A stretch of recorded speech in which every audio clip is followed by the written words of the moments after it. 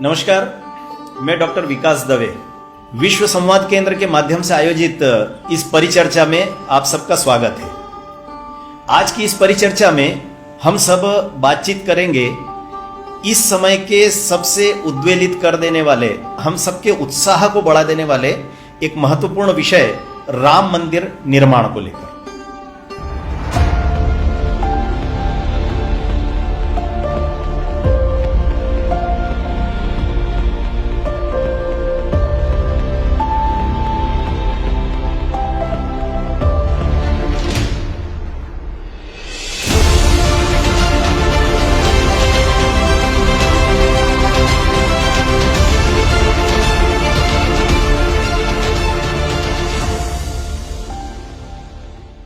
मित्रों, राम मंदिर निर्माण की चर्चा करें, राम जन्मभूमि आंदोलन की चर्चा करें और उसमें विश्व हिंदू परिषद का उल्लेख न हो, यह संभव नहीं। कभी कभी तो ऐसा लगता है कि राष्ट्रीय स्वयंसेवक संघ का यह जो अनुषांगिक संगठन है विश्व हिंदू परिषद, यह राम जन्मभूमि आंदोलन का पर्याय बन करके रह गया। संपूर्ण विश्व के लोगों ने देखा कि एक पूरे समाज को जागृत कर देने का काम जिस संगठन ने किया, जिस संगठन के नेतृत्व में यह पूरा राम जन्मभूमि आंदोलन चला, उस विश्व हिंदू परिषद जैसे वरेण्य संगठन के वर्तमान में अंतर्राष्ट्रीय उपाध्यक्ष का दायित्व जो निर्वाह करते हैं, क्योंकि विश्व हिंदू परिषद अब अंतर्राष्ट्रीय स्तर का संगठन हो गया है, आदरणीय हुकुमचंद जी सांवला हमारे साथ हैं। श्रद्धेय सांवला जी प्रखर वक्ता के रूप में संपूर्ण देश भर में जाने जाते हैं और यह आनंद का विषय है कि इस समय भारत सरकार का जो कामधेनु आयोग बना है, उस कामधेनु आयोग के वे आदरणीय सदस्य के रूप में अपना मार्गदर्शन उस आयोग को दे रहे हैं। और गो सेवकों के बीच में श्रद्धेय सांवला जी का नाम बड़ा जाना पहचाना है, चाहे वह गो सेवा का क्षेत्र जैन समाज से जुड़ा हुआ हो, चाहे सनातन समाज के किसी भी संगठन के द्वारा की जाने वाली गो सेवा हो। सांवला जी का मार्गदर्शन उन सबको प्राप्त होता है। सांवला जी संपूर्ण राम जन्मभूमि आंदोलन के दौरान अत्यंत सक्रिय भूमिका में पूरे भारतवर्ष का प्रवास करते रहे और एक कोने से दूसरे कोने तक उनका यह होने वाला सतत प्रवास और उनके वे सारे अनुभव, उनके बारे में आज हम सब उनसे चर्चा करेंगे। आदरणीय सांवला जी का इस परिचर्चा में स्वागत है। भाई साहब, मैं चाहूंगा कि जैसा आदरणीय प्रकाश जी से मैंने डेट लाइन की तरह उनके अनुभव सुनना चाहे थे, आपकी स्मृतियों पर भी पूरा का पूरा आंदोलन आज भी वैसा का वैसा जीवंत है। और मुझे याद है कि उस समय जब आप मंच पर चढ़कर के दहाड़ा करते थे तो आबाल वृद्ध एक उत्साह का संचार हो जाया करता था और लोग मानो घर बार छोड़ करके राम जी के लिए, राम जी का काम करने के लिए अब हम सब चलने को तैयार है, चाहे जो अर्पण करना पड़े, चाहे जो देना पड़े। इस प्रकार का एक उत्साह का संचार सब लोगों के मन में होता था। तो मैं चाहूंगा कि प्रारंभ में जब राम जन्मभूमि आंदोलन जब प्रारंभ हुआ था, उस समय के कुछ अनुभव से आप अपना विषय शुरू करें कि कैसा अनुभव रहा था उस काल का आपका। भगवान श्री राम रघुवंश के अंतिम राजा महाराजा हुए हैं वृद्धदलन। 84 पीढ़ियों ने अयोध्या में राज्य किया है। भगवान राम के महाप्रस्थान के पश्चात वहां का वैभव कम होना प्रारंभ हुआ और यह जो महाराजा वृद्धदलन जो थे, वृद्धदल, ये महाभारत युद्ध में लड़ने के लिए आए थे और ये कौरवों की ओर से लड़े थे और अभिमन्यु के हाथों इनका वध हुआ था। उसके पश्चात अयोध्या नगरी वीरान हो गई। सरयू जी ने भी अपना प्रभाव बदल लिया। विक्रमादित्य उज्जैन के महाराजा राम भक्त थे, उनके मन में विचार आया कि भगवान राम का जन्म हुआ है तो उनका जन्म स्थान निश्चित रूप से होगा, उनका जन्म स्थान खोजना चाहिए। वे उज्जैन से चलकर अयोध्या पहुंचे। उन्होंने इतना ही पढ़ा था कि अयोध्या नगरी सरयू तटे, तो कहाँ होगा वो स्थान? सारा जंगल था, सेना लेकर वो घूमते थे। एक दिन दोपहर में वो एक वृक्ष के वहां दोपहर में आधे लेटे और बैठे हुए थे।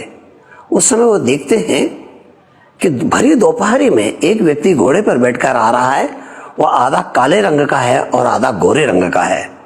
इनको आश्चर्य हुआ कि व्यक्ति ऐसा आधा काला आधा गोरा कैसे है। और उन्हें आश्चर्य तब हुआ कि वह व्यक्ति घोड़े से ही सरयू जी में प्रवेश कर गया। कुछ समय बाद वो बाहर निकला तो पूर्ण गौर वर्ण का था। ये चमत्कार देखकर महाराज विक्रमादित्य दौड़ते हुए उस घुड़सवार के पास पहुंचे, हाथ जोड़कर कहने लगे, प्रभु ये चमत्कार क्या है? आप अभी काले और गोरे थे और अभी एकदम बिल्कुल गौर वर्ण के हो गए, ये क्या है? आपका परिचय मुझे देंगे, मुझे बड़ा आनंद होगा। उन्होंने कहा, मैं प्रयागराज हूं। दुनिया के लोग प्रयाग में आकर अपने पापों का प्रक्षालन करते हैं, इसलिए मैं आधा गोरा और आधा काला हो जाता हूं। मैं अपने पापों के प्रक्षालन के लिए सरयू जी में स्नान करने के लिए आता हूं। वर्ष में एक बार, वह तिथि आज की ही है, इसलिए मैंने अपने पापों का प्रक्षालन कर लिया, इसलिए मैं गोरा हो गया हूं। तो प्रभु अगर आप प्रयागराज हैं तो ये बताइए भगवान राम का जन्म स्थान कहाँ है? कि मैं ज्यादा मदद तो नहीं कर सकता, पर आपको एक संकेत कर देता हूं। जिस स्थान पर गाय आकर अपने चारों थनों से दूध छोड़ती है, जिस भूमि का अभिषेक करती है, वही राम का जन्म स्थान है। अद्भुत। रोमांचित हो गए, आंखों से अश्रु टपकने लगेगा, मुझे मेरा प्रभु राम का स्थान मिल जाएगा। प्रतिदिन उनका घूमने का क्रम गायों के पीछे हो गया। गोधूली बेला में एक गाय एक छोटे से टीले पर गई और अपने चारों थन का दूध छोड़कर उस भूमि का अभिषेक किया। हर्षित हुए, आदेश हुआ खुदाई की जाए। खुदाई करते करते अंदर से एक मंदिर निकला। उसे राजा अरण्य ने बनाया था, अपने परदादा राम का मंदिर। वो अंदर से निकला।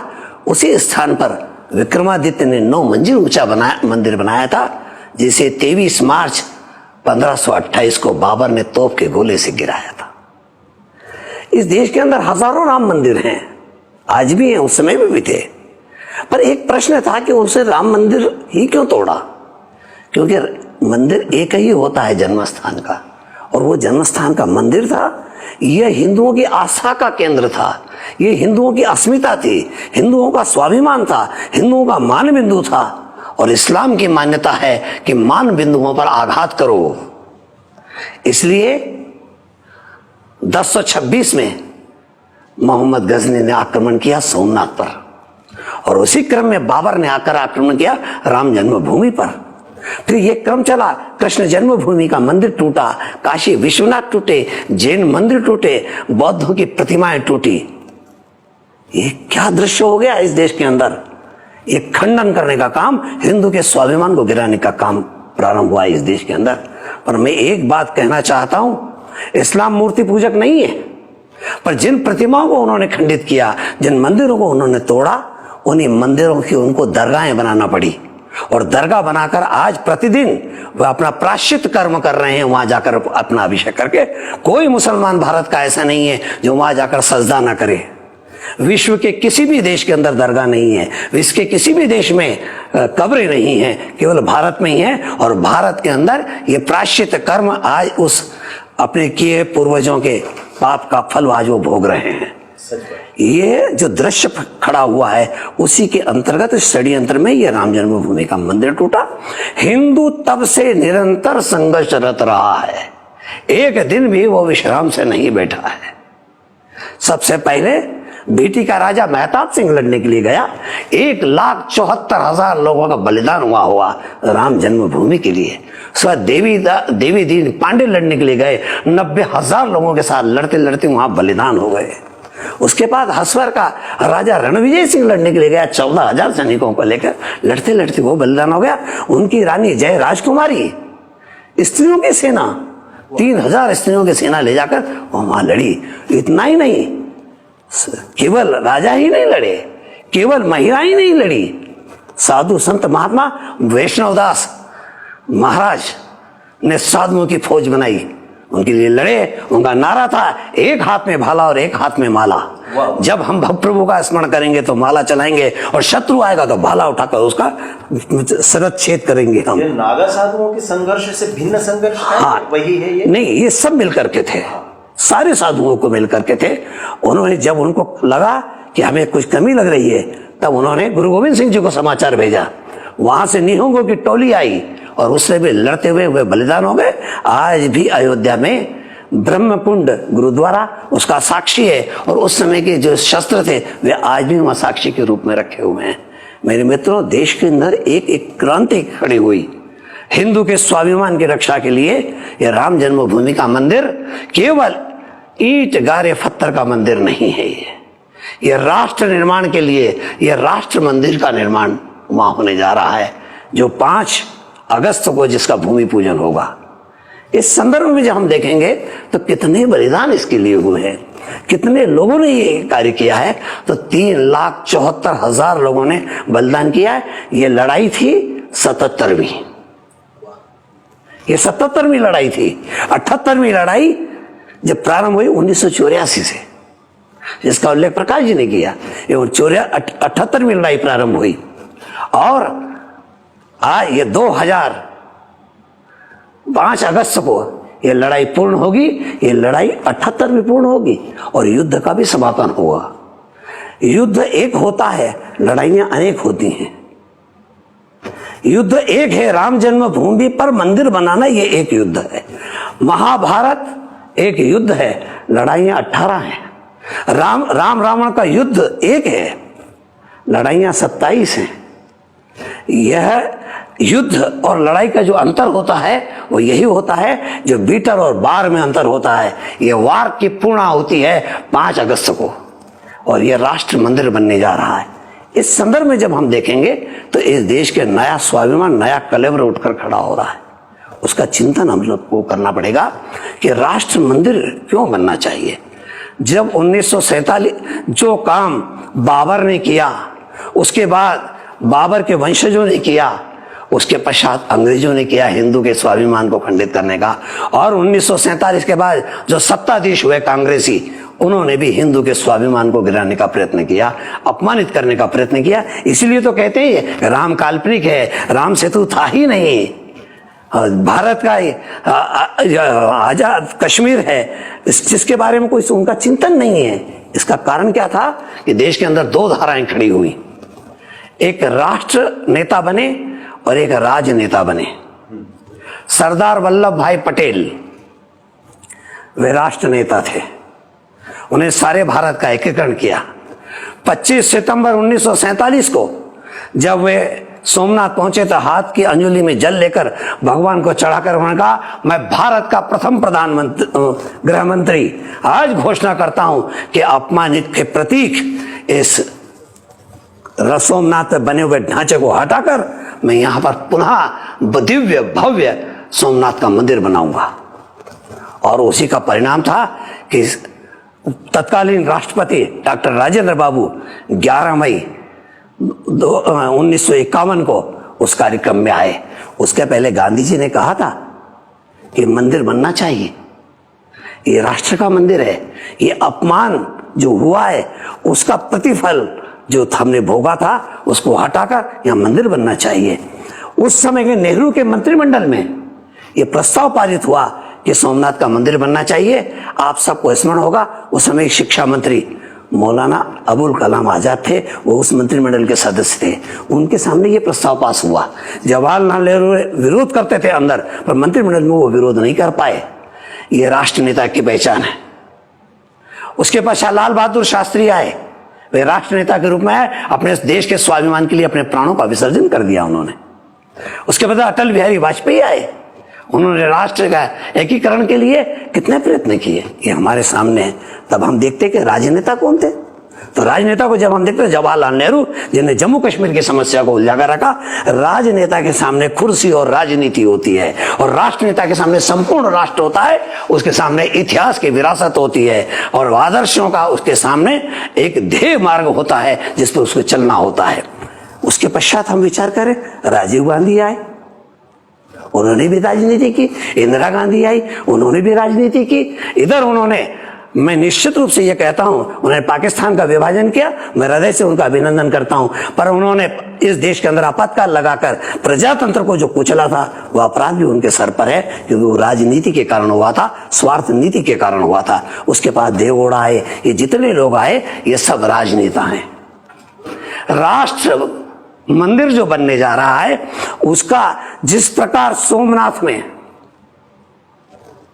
सरदार पटेल का संकल्प था और राजेंद्र बाबू राष्ट्रपति जी ने जिसके प्राण प्रतिष्ठा समारोह में गए थे, उस समय भगवान सोमनाथ को 121 तोपों की सलामी दी गई थी।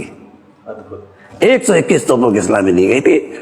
तो राम जन्मभूमि का भूमि पूजन का काम भी राष्ट्र नेता ही कर सकता है, कोई राजनेता नहीं कर सकता। इसी नरेंद्र मोदी जी को चुना जिन्होंने धारा 370 को हटा दिया, 35A को हटा करके उन्होंने बता दिया, उन्होंने पुनः कश्मीर का जो हिस्सा गया हुआ पाकिस्तान के बाद आजाद कश्मीर को पुनः भारत में मिलाएंगे, इसकी जिसने घोषणा की, जिन्होंने जो नारी शक्ति पर जो अपमान और अभिशाप था उस 3 तलाक को हटा दिया, उन्हें सीए लाकर अखंड भारत की कल्पना को साकार किया है, और जिन्होंने राम जन्मभूमि न्यायालय में उलझाने वाले लोग, एक कपिल सिब्बल कहते थे यदि राम जन्मभूमि का मंदिर बनेगा तो मैं आत्महत्या कर लूंगा। मैंने उनको कहना चाहता हूं 5 अगस्त आ रही है, तारीख तय कर लो कि किस दिन उनको आत्महत्या करना है।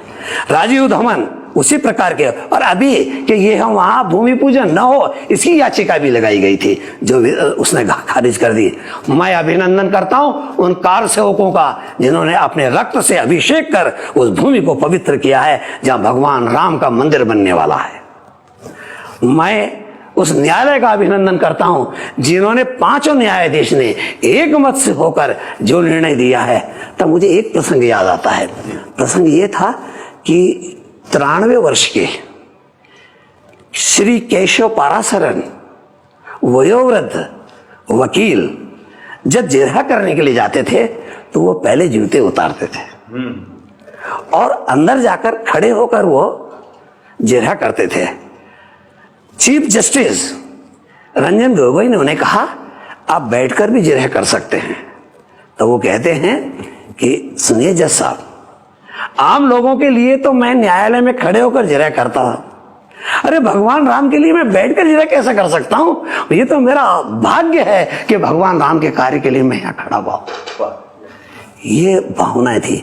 मैं उस न्यायालय का हृदय से अभिनंदन करता हूं और मैं आह्वान करता हूं कि जो राष्ट्र पुरुष,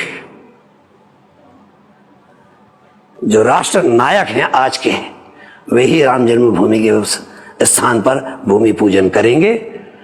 जब सोमनाथ में बनने वाला मंदिर और उस समय के मंत्रिमंडल में पारित किया प्रस्ताव जब वो सांप्रदायिक नहीं है तो यह भी सांप्रदायिक नहीं है।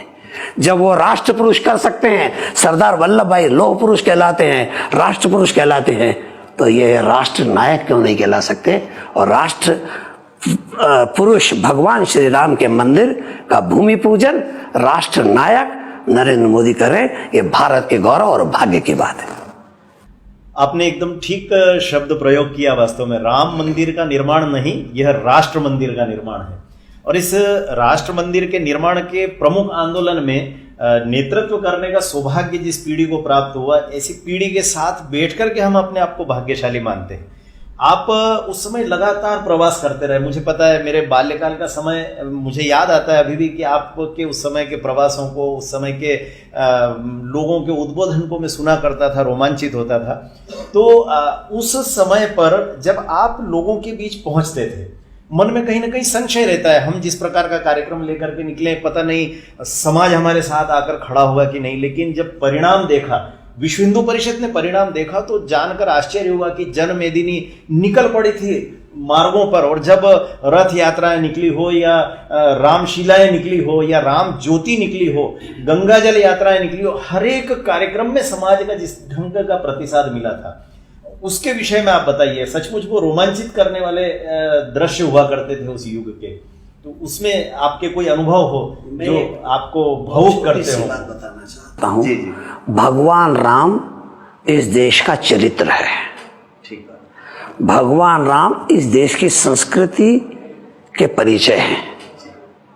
यह देश राम का है, ये परिवेश राम का है। राम जन्मभूमि पर मंदिर बने, यह आदेश श्री राम का है। वाह वाह। इस मंगल भावनाओं को लेकर कि राम के कार्य के लिए जा रहे हैं। मैं एक दृश्य आपको बताना चाहता हूं जिसका वर्णन भाई साहब ने किया। 6 दिसंबर की तारीख थी। हजारों कार सेवक के रूप में लोग निकले थे। कोई किसी की जाति नहीं पूछता था, कोई किसी की भाषा नहीं पूछता था, कोई किसी का प्रांत नहीं पूछता था, कोई किसी का क्षेत्र नहीं पूछता था। 4 लाख लोग अयोध्या में थे। निश्चित 4 से 6 लाख लोग अयोध्या के आसपास के गांव और जंगलों में थे। 6 से 8 लाख लोग बस स्टैंड और रेलवे स्टेशनों पर पड़े हुए थे, जिन्हें ट्रेनें नहीं मिल रही थी, बस जाने को नहीं मिल रही थी, किराए की बसें नहीं मिल रही थी। लगभग 16-17 लाख लोग घरों से बाहर थे। जिस गांव से निकलते थे उस गांव के लोग ये कहते थे, आप गांव के बाहर से मत जाइए, हमारे गांव को पवित्र करते हुए हमारे गांव के अंदर से जाइए। अगर आप हमारे गांव के बाहर से निकल गए तो इसका मतलब ये होगा कि हम अपवित्र हैं। आप हमारे यहाँ से जाइए, आप हमारे यहाँ बैठिए, पानी पीजिए। और उत्तर प्रदेश की परंपरा है, लाई, चना, परमल, गुड़, ये वो खिलाते थे और इतने आनंद के साथ खिलाते थे कि उनको लगता था कि हम भगवान राम की सेवा कर रहे हैं। मैं इस देश के नागरिकों को कहना चाहता हूं, राम भक्तों को कहना चाहता हूं, 16 लाख लोग जब घर के बाहर थे, जंगलों में थे, बस स्टैंड पर थे, एक राजनीतिक दल का प्रदर्शन होता है तो वहां पर चाय वाला लूटा जाता है, ककड़ी वाला लूटा जाता है, भुट्टे वाला लूटा जाता है, मूंगफली वाला लूटा जाता है। 16 लाख लोग जब वहां थे तो किसी बहन पर किसी कार से उन्हें अपवित्र दृष्टि नहीं डाली।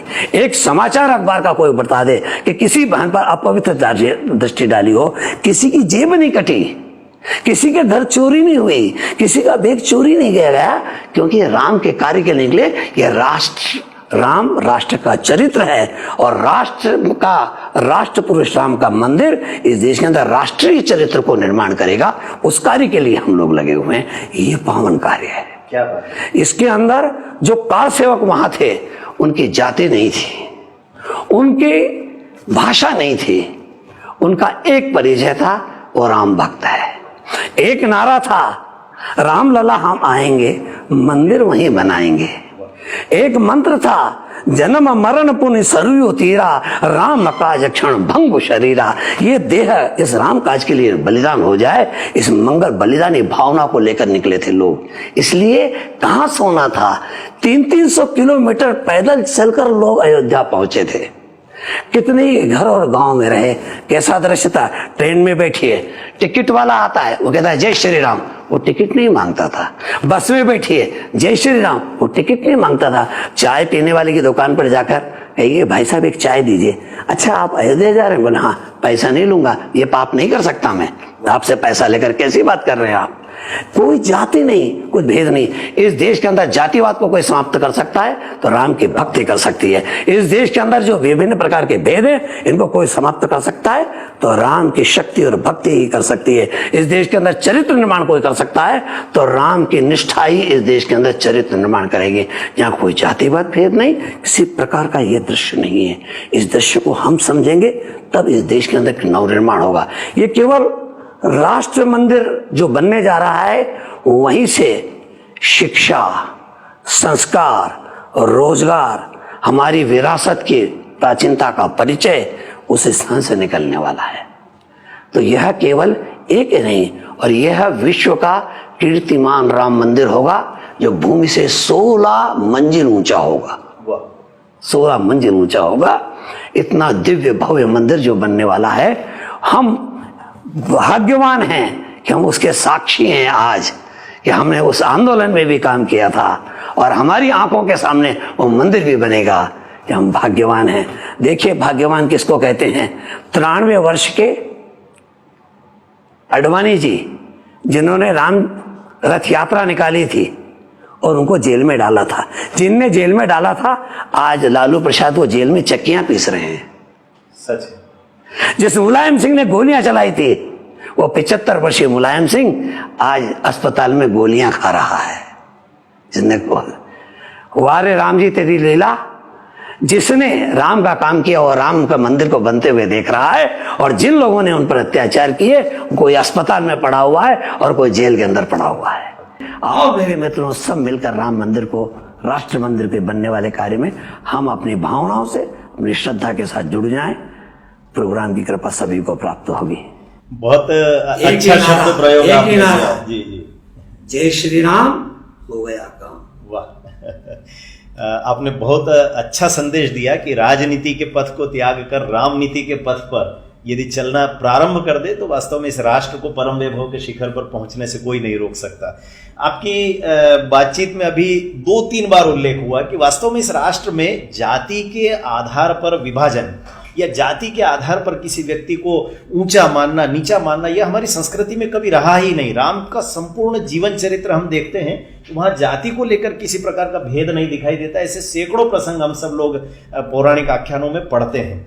किंतु अभी जो ट्रस्ट बनाया गया राम मंदिर के पुनर्निर्माण, अभी भव्य राम मंदिर का निर्माण हो रहा है और जिस ट्रस्ट की घोषणा हुई है तो कुछ वाम मार्गी लोग वर्षों से भारतीय संस्कृति को लांछित करने का प्रयास करते हैं। उन लोगों ने एक नया प्रश्न खड़ा कर दिया कि इस ट्रस्ट में तो कोई वंचित समाज का व्यक्ति ही नहीं है।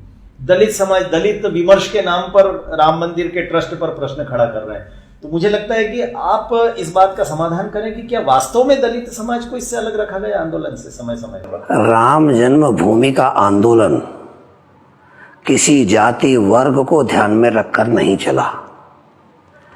राम राष्ट्र पुरुष हैं, संपूर्ण राष्ट्र उनका है, वो संपूर्ण राष्ट्र के हैं। इसलिए रामशिला पूजन हो, राम जानकी रथ यात्रा हो, सरयू के तट पर शपथ विधि हो, चाहे राम रंग हो, चाहे राम ज्योति हो, चाहे राम खिचड़ी हो, चाहे राम नाम का जाप हो, इन सारे कार्य के अंदर बिना किसी जातिगत भेद के ये हुआ। हजारों रामशिलाएं पूज कर गई है, वो किसी जाति व्यक्ति वर्ग और विशेष के लिए नहीं गई है, वो भगवान राम के मंदिर निर्माण के लिए गई है।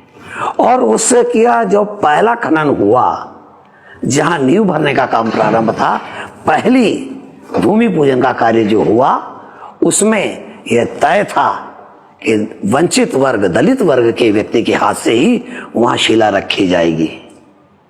जब वो गड्ढा खुद गया, सारा पूजन हो गया, तब कहा कि उसे बुलाया जाए। तो मेरे ही मित्र, जब मैं इस प्रांत का सेंट्रल मंत्री था, वो बिहार प्रांत के सेंट्रल मंत्री थे, कामेश्वर चौपाल, जो उसी वर्ग से आते हैं जो राजनीतिक भाषा में आज जो बोला जाता है, उसी वर्ग से उन्हें बुलाया गया। उनके हाथ से सबसे पहले नीचे उतारकर पहली शिला उनके हाथ से रखी गई और वही आज इस राम जन्मभूमि तीर्थ ट्रस्ट के अंदर वे ट्रस्टी हैं। ये मिथ्या भाव राजनीतिक लोग फैलाते हैं और भगवान राम के यहाँ कोई भेद नहीं, और इस सारे आंदोलन में किसी प्रकार का जातिगत भेद नहीं है। हम सब लोगों ने आज इन वरेण्य विद्वानों के माध्यम से एक समय यात्रा की और संपूर्ण राम जन्मभूमि आंदोलन को बहुत निकट से जानने का प्रयास किया। निश्चित रूप से कुछ पल ऐसे थे जब हम भावुक हो रहे थे, कुछ पल ऐसे थे जब अक्षरशः हमारे रोंगटे खड़े हो रहे थे, कुछ पल ऐसे थे कि अंदर से स्वाभिमान का जो स्फुरण हम अनुभव कर रहे थे। यह पूरा विषय निश्चित रूप से इस राष्ट्र के स्वाभिमान का प्रश्न है और जैसा सांवला जी ने कहा कि यह राम मंदिर का निर्माण नहीं, राष्ट्र मंदिर का निर्माण है। विश्व संवाद केंद्र के माध्यम से आयोजित आज की इस परिचर्चा में हमारे लिए जो समय दिया आप सब विद्वानों ने, उनके प्रति मैं विश्व संवाद केंद्र की ओर से हृदय से धन्यवाद ज्ञापित करता हूं। आप सबका भी बहुत बहुत धन्यवाद कि आप सबने इस परिचर्चा में प्रतिभाग करके, इसको सुन करके अपना जो समय दिया है। आइए हम सब मिलकर के 5 अगस्त को निर्मित होने वाले भव्य राम मंदिर के उस दृश्य को अपनी आंखों से देखें। जैसे डॉक्टर हेडगेवार जी ने कहा था, याची देही याची डोला, इसी देह से, इन्हीं आंखों से हम राष्ट्र का परम वैभव के शिखर पर पहुंचने का दृश्य देखें। मुझे लगता है कि वह दृश्य राम मंदिर के निर्माण के साथ साकार हो रहा है। आप सबको जय श्री राम। इसी प्रकार की राष्ट्र देवता की अर्चना, समाज देवता की अर्चना और राष्ट्र के पुनर्निर्माण से जुड़े हुए विषयों पर, भिन्न भिन्न प्रकार के विषयों पर हम इस प्रकार की चर्चाएं करते रहेंगे। यदि आप इस तरह के विचारोत्तेजक विषय सुनने का रुचि रखते हैं तो विश्व संवाद केंद्र की आने वाली श्रृंखलाओं को भी आप सुनिए और इसके लिए हमारा जो YouTube चैनल है उसको आप अवश्य सब्सक्राइब करिए। इस तरह के विषय आप सबको लगातार हम देते रहेंगे। धन्यवाद।